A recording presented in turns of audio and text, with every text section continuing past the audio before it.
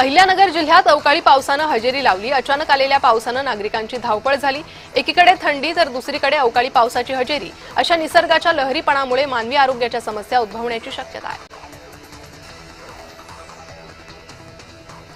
सोलापूरचे ग्रामदैवत सिद्धरामेश्वर महाराज यांच्या यात्रेचा नयनरम्य सोहळा सुरू झाला। सिद्धरामेश्वर महाराजांच्या अक्षता सोहळा कार्यक्रमासाठी भाविकांची अलोट गर्दी झाली होती। महाराष्ट्रासह तेलंगणा, कर्नाटक आणि आंध्र प्रदेशातीलही भाविक या विशेष सोहळ्यासाठी उपस्थित राहिले।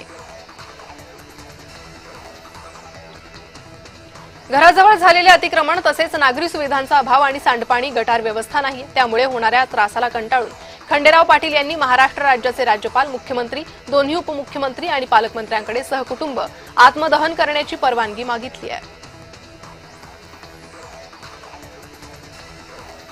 पिंपरी चिंचवडच्या अनेक भागात अचानक पावसानं हजेरी लावली। अचानक आलेल्या पावसानं नागरिकांची तारांबळ उडाली आहे।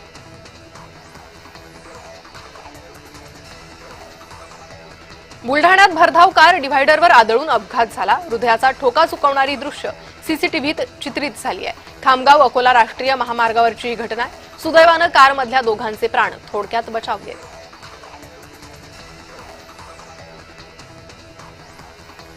येवल्यात पतंग उत्सवाला जल्लोषात सुरुवात झाली आहे। भोगीपासून 3 दिवस पतंगाचा हा उत्सव रंगणार आहे। लहान मुलांपासून ते वृद्धांपर्यंत सर्वजण पतंग उडवण्याचा आनंद लुटतायत।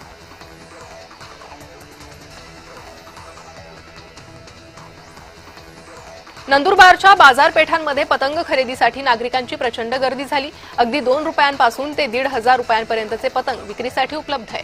5 फुटांचे अवाढव्य पतंगही लहान थोरांचं लक्ष वेधून घेत आहे। यंदाच्या वर्षी मोरपिसांनी सजवलेले पतंग हे विशेष आकर्षण ठरत आहे।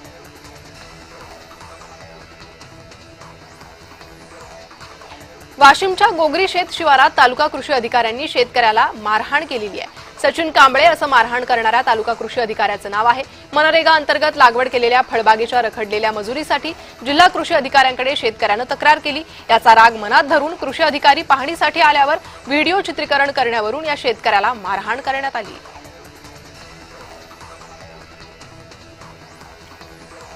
बोलठाण उपबाजार समितीत व्यापाऱ्यांचा मनमानी कारभार उघडकीस आलाय। कांद्याचा लिलाव झाला, त्यानंतर कांद्यात भेसळ आहे म्हणत शेतकऱ्याचा कांदा घेण्यास नकार दिला। परजिल्ह्यातून कांदा घेऊन आलेल्या शेतकऱ्याला रिकाम्या हाती माघारी जाण्याची वेळ आली, त्यामुळे शेतकऱ्यानं संताप व्यक्त केला।